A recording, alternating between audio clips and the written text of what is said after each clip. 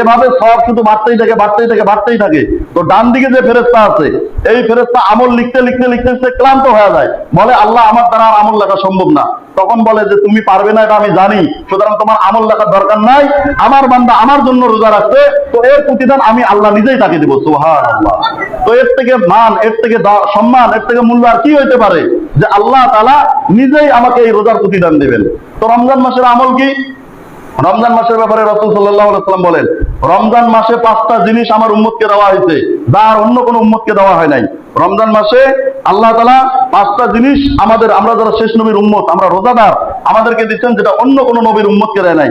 সেটা হলো 1 নাম্বার, রোজাদার যখন রোজা রাখার কারণে পেট খালি থাকে, পেট খালি থাকার কারণে তার পেট থেকে যে দুর্গন্ধ বাইর হয়, এই দুর্গন্ধ আল্লাহ তাআলার কাছে মিশকের চাইতে বেশি সুঘ্রাণময় মনে হয়। সুবহানাল্লাহ। মহান মালিক যিনি আমাদেরকে সুস্থ রাখছেন, সহি সালামতে রাখছেন এবং একটি বছর পার করে আবার আমাদেরকে এই মহামান্বিত রমজান মাসে পদার্পণ করার তৌফিক দান করছেন, এটা আল্লাহ তাআলার দয়া, ইহসান এবং মেহেরবানি। রমজান মাসের একটা জুমার মূল্য কত?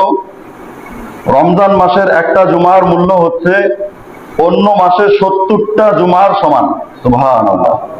অর্থাৎ অন্যান্য মাসে 70টা জুমার যে ফাজাইল, রমজান মাসের একটা জুমার সেই ফাজাইল।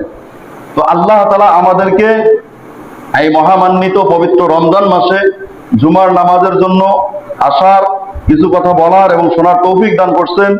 এর জন্য সেই মহান মালিকের দরবারে দিল থেকে আরেকবার শুকরিয়া আদায় করি, সকলে বলি আলহামদুলিল্লাহ। আল্লাহ তাআলা পবিত্র কোরআনের মধ্যে সূরা বাকারার 183 নং আয়াতের মধ্যে বলেন, ইয়া আইয়ুহাল্লাযীনা আমানু কুতিবা আলাইকুমুস সিয়াম। আল্লাহ তাআলা ঈমানদারদেরকে ডাকতেছেন, ও আমার প্রিয় ঈমানদার বান্দারা, আমি তোমাদের উপর রোজাকে ফরজ করেছি, যেমনই ভাবে ফরজ করা হয়েছিল কামা কুতিবা আলাল্লাযীনা মিন ক্বাবলিকুম, তোমাদের পূর্ববর্তী উম্মতদের উপর, তোমাদের পূর্ববর্তীতে যারা ছিল তাদের উপর এই রোজা ফরজ ছিল, যেন এই রোজা রাখার দ্বারা লাআল্লাকুম তাত্তাকুন, তোমরা আল্লাহ ভীরু, খোদা ভীরু, আল্লাহর ভয় অর্জন করতে পারো। আর যে ব্যক্তি যত বেশি আল্লাহর ভীরু, আল্লাহর ভয় অর্জন করতে পারবে, সেই ব্যক্তির জন্য আখিরাত কামাই করা তত সহজ হবে। সেই ব্যক্তির জন্য দুনিয়ার থেকে অমুখাপেক্ষী হয়ে আখিরাতের প্রতি তার মন মানসিকতা, তার চিন্তাধারা, তার আমল আখলাক সবকিছু আখিরাতমুখী হবে। যে যত বেশি আল্লাহকে ভয় করে, সে তত বেশি গুনাহের থেকে বাঁচতে পারে, সে তত বেশি আমলে সালেহ করতে পারে। এই জন্য আল্লাহ তাআলা বলেন যে তোমাদের উপর এই রোজাটা এমনি এমনি ফরজ করা হয় নাই, বরং এই রোজা রাখার দ্বারা তোমরা আমার প্রতি ভয় অর্জন করতে পারবে, আমার ভয় তোমাদের অন্তরে বসাইতে পারবে, এবং এই ভয়ের কারণে তোমরা গুনাহ থেকে বাঁচতে পারবে, এবং এই গুনাহ থেকে বেঁচে তোমরা আখিরাতের পথে জান্নাতের প্রয়োজনীয় যে ইবাদত, সেই ইবাদত করে তোমরা জান্নাতের মেহমান হইতে পারবে। এই জন্য আমি তোমাদের উপর এই রোজাকে ফরজ করছি বলে। সুবহানাল্লাহ। এই জন্য এই রমজান মাস অত্যন্ত গুরুত্বপূর্ণ মাস, এবং এই মাসের দাম আল্লাহ তাআলা এই কারণে এত বাড়াইছেন। আল্লাহ তাআলা অন্য আয়াতের মধ্যে বলেন, শাহরু রমাদানাল্লাযী উনজিলা ফীহিল কুরআন। আল্লাহ তাআলা এই পবিত্র মাসে কোরআনকে নাজিল করছেন। কবে নাজিল করছেন? আল্লাহ তাআলা শবে কদরের রাতে এই কোরআনকে নাজিল করছেন। এই কারণে শবে কদরের রাতেরও দাম অনেক বেশি। শাহরু রমাদানাল্লাযী উনজিলা ফীহিল কুরআন, এই কোরআনকে নাজিল করা হয়েছে রমজান মাসে।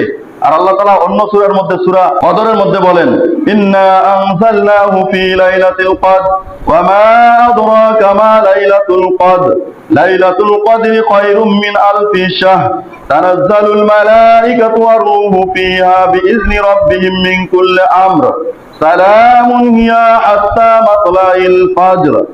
আল্লাহ তাআলা বলেন, হে রাসূল, আপনি কি জানেন, ইন্না আনজালনাহু ফী লাইলাতুল কদর, আমি যে শবে কদর নাজিল করছি, ওয়ামা আদরাকা মা লাইলাতুল কদর, এই লাইলাতুল কদর কি আপনি জানেন? লাইলাতুল কদরি খায়রুম মিন আলফি শাহর, এই লাইলাতুল কদরের একটা রাত 1000 মাস ইবাদত করার চেয়ে উত্তম সওয়াব আল্লাহ তাআলা দান করবেন। সুবহানাল্লাহ।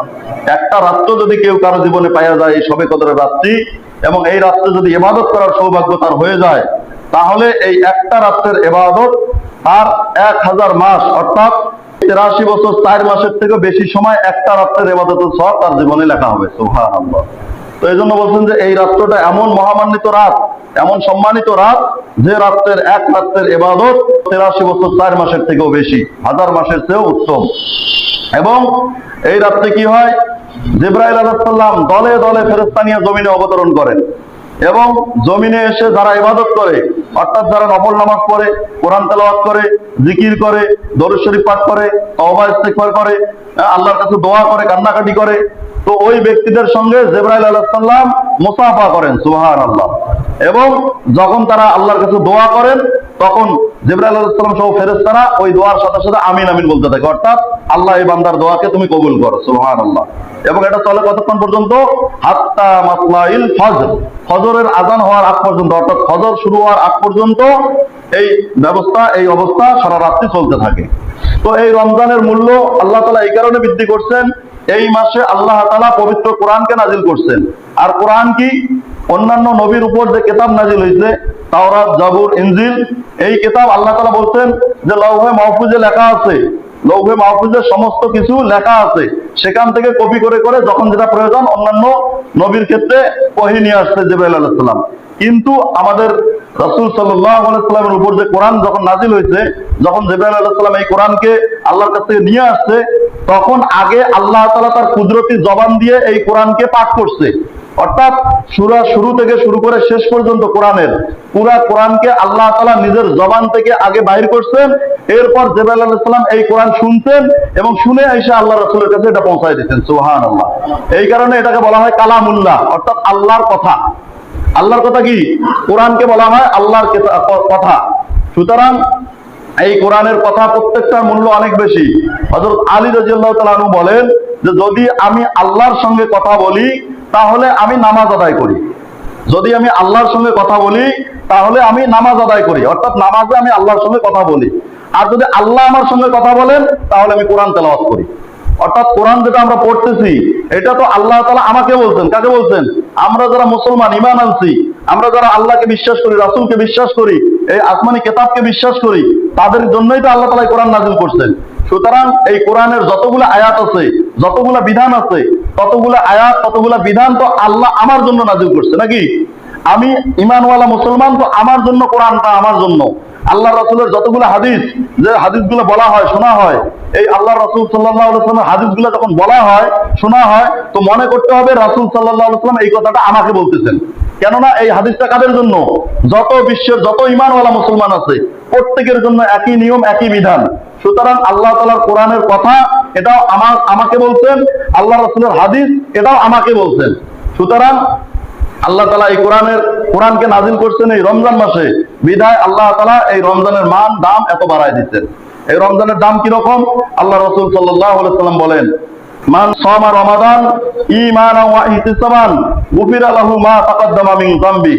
যে ব্যক্তি আল্লাহর প্রতি বিশ্বাস রাখিয়া, আল্লাহ যে আমাদের মালিক এই কথা বিশ্বাস রাখে, এবং রোজা রাখার কারণে আল্লাহ তাআলা যে আমাদেরকে প্রতিদান দিবেন, আমাদেরকে সওয়াব দিবেন, এই সওয়াবের আশায় আল্লাহর উপর বিশ্বাস রাখিয়া যে ব্যক্তি এই রমজানের রোজাকে আদায় করবে, গুফিরা লাহু মা তাকাদ্দামা মিন যামবি, এই রোজা রাখার কারণে আমি ওই বান্দার সমস্ত গুনাহগুলোকে মাফ করে দেব, সুবহানাল্লাহ। এবং আরো বড় পুরস্কার আছে রোজার বড় পুরস্কার কি? অনেক হাদিস আছে রোজার ব্যাপারে। তার মধ্যে বলেন যে অন্যান্য ইবাদতের একটা সওয়াবের মাপ আছে, নামাজের সওয়াবের একটা মাপ আছে, আপনার জিকির করবেন জিকিরের সওয়াবের একটা মাপ আছে, কোরআন তেলাওয়াত করবেন কোরআন তেলাওয়াতের সওয়াবের একটা মাপ আছে। যেমন অন্যান্য ইবাদত নেক আমলের ব্যাপারে বলেন যে যখন কোনো মানুষ কোনো নেক আমলের নিয়ত করে তো আল্লাহ তাআলা তার সঙ্গে সঙ্গে তাকে একটা নেকি দিয়ে দেন, এবং যখন এটা আল্লাহ পুরা করার তৌফিক দান করেন সেটাকে 10 গুণ থেকে 770 গুণ পর্যন্ত বৃদ্ধি করে দেন। তার আমলের কোয়ালিটি অনুযায়ী, তার ইখলাস অনুযায়ী এই আমলটার সওয়াবের গুণ বৃদ্ধি পায়। এরকম 10 গুণ, 70 গুণ, এই রমজান মাসে আরো 70 গুণ বৃদ্ধি করে দেয়।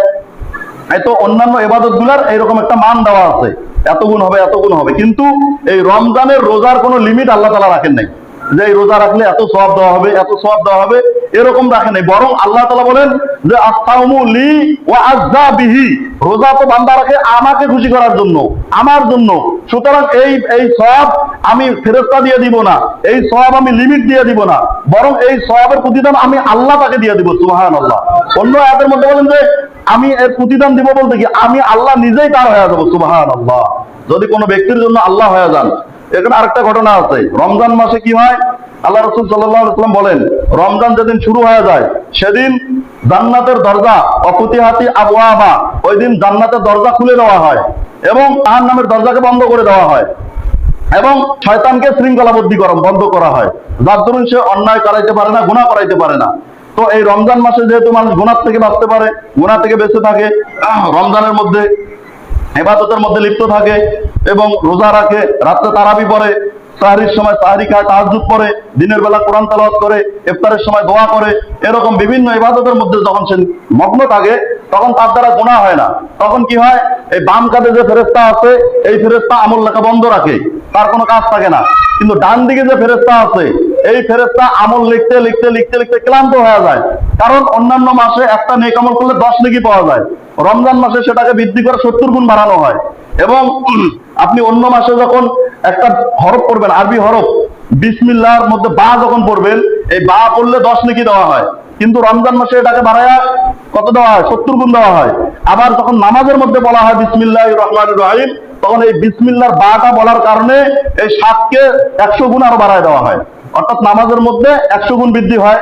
তাহলে 70কে 7 দিয়ে 100 দিয়ে গুণ করলে 700 গুণ সওয়াব হয়। এভাবে সওয়াব শুধু বাড়তেই থাকে বাড়তেই থাকে বাড়তেই থাকে। তো ডান দিকে যে ফেরেশতা আছে এই ফেরেশতা আমল লিখতে লিখতে লিখতে লিখতে ক্লান্ত হয়ে যায়, বলে আল্লাহ আমার দ্বারা আর আমল লেখা সম্ভব না। তখন বলে যে তুমি পারবে না এটা আমি জানি, সুতরাং তোমার আমল লেখার দরকার নাই, আমার বান্দা আমার জন্য রোজা রাখছে, তো এর প্রতিদান আমি আল্লাহ নিজেই তাকে দেব। সুবহানাল্লাহ। তো এর থেকে মান, এর থেকে সম্মান, এর থেকে মূল্য আর কি হইতে পারে যে আল্লাহ তাআলা নিজেই আমাকে এই রোজার প্রতিদান দেবেন। তো রমজান মাসের আমল কি? রমজান মাসের ব্যাপারে রাসূল সাল্লাল্লাহু আলাইহি ওয়াসাল্লাম বলেন, রমজান মাসে 5টা জিনিস আমার উম্মতকে দেওয়া হয়েছে যা আর অন্য কোনো উম্মতকে দেওয়া হয় নাই। রমজান মাসে আল্লাহ তাআলা 5টা জিনিস আমাদের, আমরা যারা শেষ নবীর উম্মত, আমরা রোজাদার, আমাদেরকে দিচ্ছেন, যেটা অন্য কোনো নবীর উম্মতকে দেয় নাই। সেটা হলো 1 নাম্বার, রোজাদার যখন রোজা রাখার কারণে পেট খালি থাকে, পেট খালি থাকার কারণে তার পেট থেকে যে দুর্গন্ধ বাইর হয়, এই দুর্গন্ধ আল্লাহ তাআলার কাছে মেশকের চাইতে বেশি সুঘ্রাণময় মনে হয়। সুবহানাল্লাহ। এই মেশকের চাইতে সুঘ্রাণের 2টা ব্যাখ্যা, একটা হলো দুনিয়াতেই আল্লাহ তাআলার কাছে এই সুগন্ধের দাম, আর একটা হলো যখন রোজাদার কবর থেকে উঠবে, উঠে হাসরের ময়দানে যাইতে থাকবে, তখন তাদের মুখের থেকে সুঘ্রাণ, মেশকের সুঘ্রাণ বাইরে থাকবে, সুঘ্রাণ বাইরে থাকবে, তখন সহজেই বোঝা যাবে যে এই ব্যক্তিগুলা রোজা ছিল, বিধায় তাদের এই যে দুনিয়াতে দুর্গন্ধ ছিল এই দুর্গন্ধটা আজকে মিষ্টি সুগন্ধে পরিণত হয়ে গেছে। সুবহানাল্লাহ।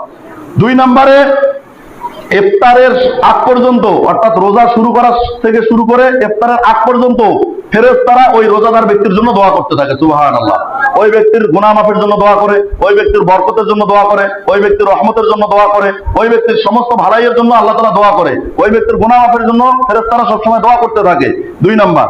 3 নম্বরে হলো আল্লাহ তাআলা জান্নাতকে বছরের শুরু থেকে রমজান পর্যন্ত সাজাইতে থাকে, গোছাইতে থাকে।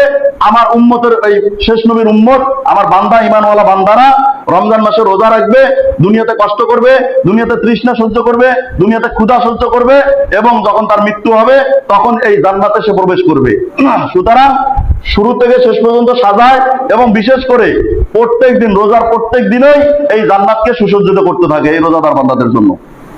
এবং এই জান্নাতকে আল্লাহ তাআলা বলে, ও জান্নাত, আমার বান্দারা দুনিয়াতে কষ্ট ক্লেশ করে অতি শীঘ্রই তোমার নিকট আসতেছে, সুতরাং তুমি প্রস্তুত থাকো। এইভাবে আল্লাহ জান্নাতকে বলতে থাকে।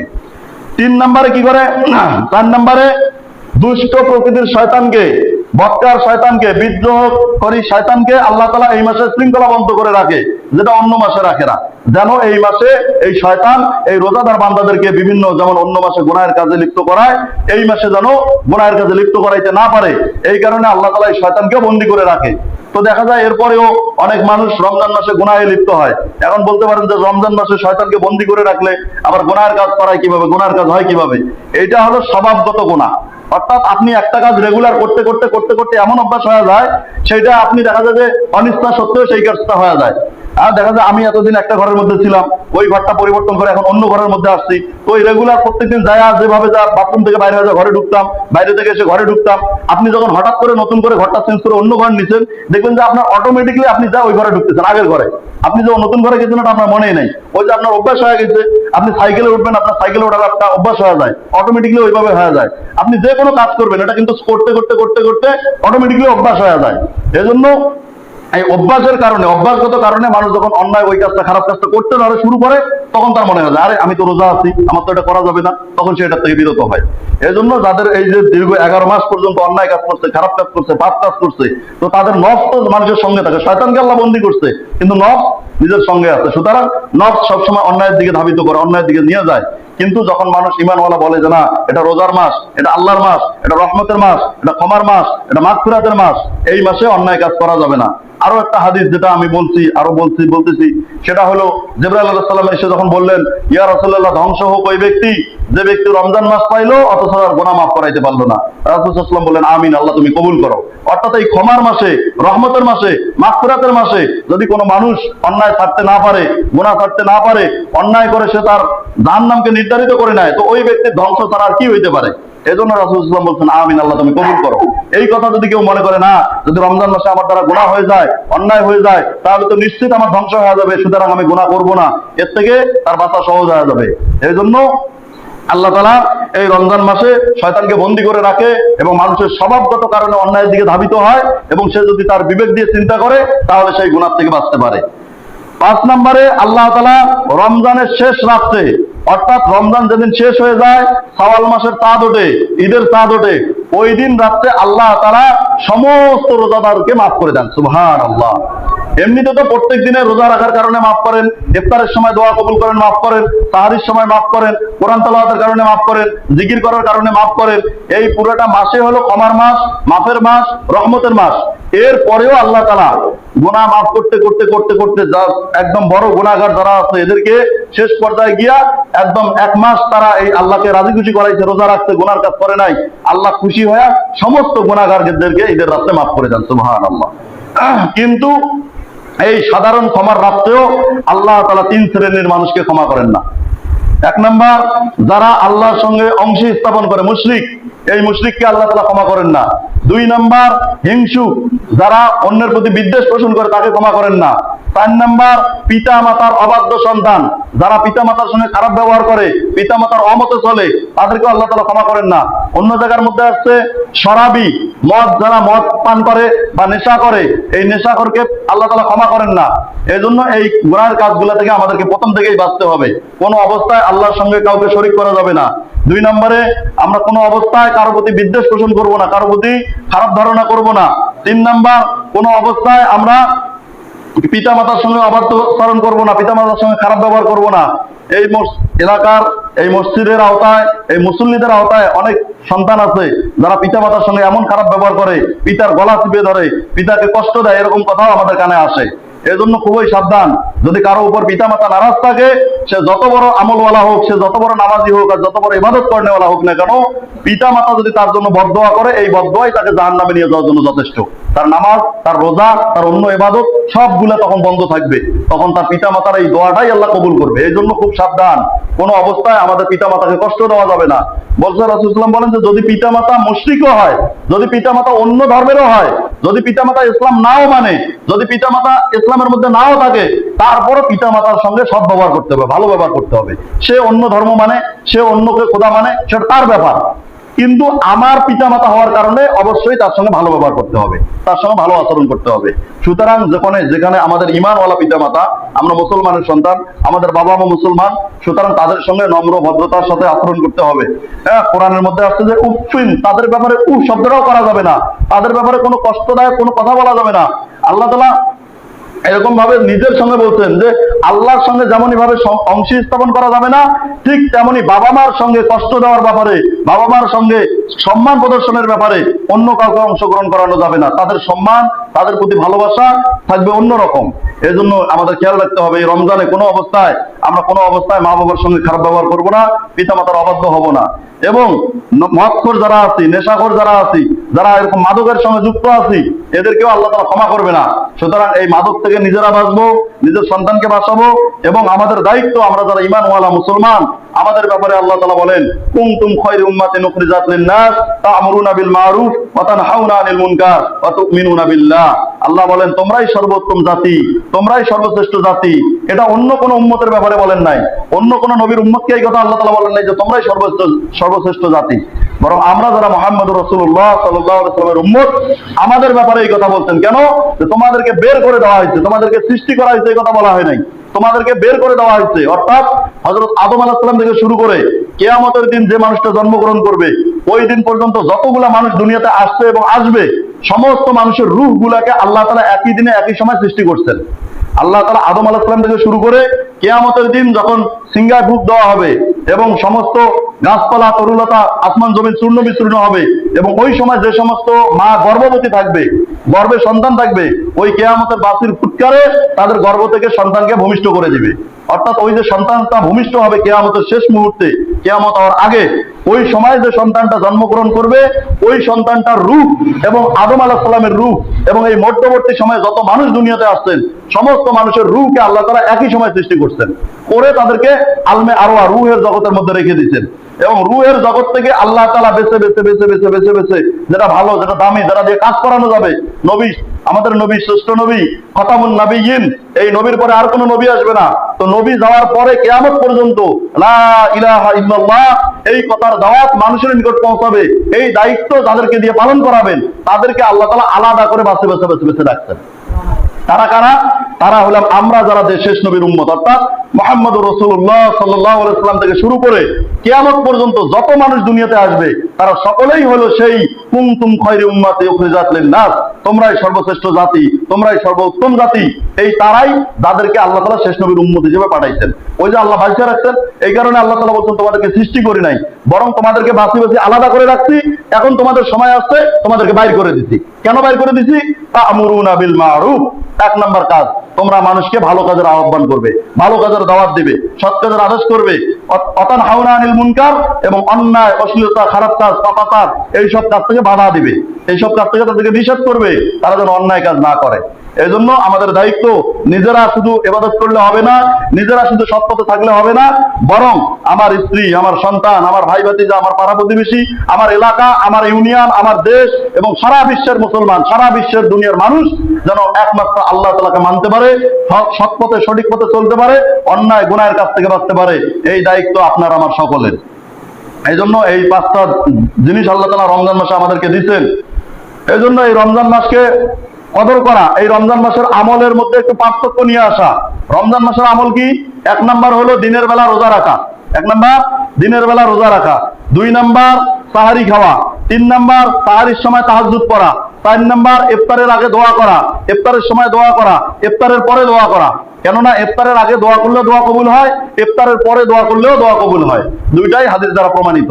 ইফতারের আগে যখন বান্দা ইফতার নিয়ে বসে থাকে, যখন ইফতার সামনে নিয়ে 10 মিনিট বাকি আছে, ইফতার লাড়াচাড়া করতে থাকে, বারবার ঘড়ির দিকে তাকাইতে থাকে, আরে এখনো সময় হয় না, মুয়াজ্জিন এখনো আযান দেয় না, কি রে সময় কত বাজে দেখতো, কত বাজে দেখতে পারে না, বারবার সারাদিন সে রোদের মধ্যে ক্লান্ত হয়েছে, কাজ করছে, না খেয়া ছিল, পানি তৃষ্ণায় ছটফট করতেছে, আরো সুন্দর মজাদার খাবার সামনে, ইফতার সামনে নিয়ে বারবার সে এরকম ছটফট করতে থাকে।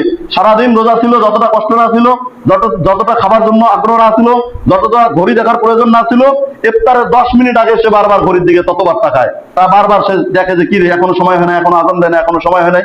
এই যে এরকম বান্দা করতে থাকে, এটা দেখে আল্লাহ তাআলা বড় খুশি হন এবং ফেরেশতাদেরকে বলেন, দেখো ফেরেশতা, আমার বান্দা সারাদিন কষ্ট করে রোজা ছিল, আমার ভয়ে না খেয়েছিল, রোদ্রের মধ্যে পরিশ্রম করছে, সারাদিন তৃষ্ণার্ত অবস্থায় ছিল, আর মাত্র 10 মিনিট বাকি আছে, আমার বান্দা খাবার নিয়ে দেখ, বারবার ঘড়ির দিকে তাকাইতেছে, বারবার খবর নিতেছে, অথচ এরপরও আমার বান্দা একটা লোকমা খাবার খাইতেছে না। কার জন্য খাইতেছে না?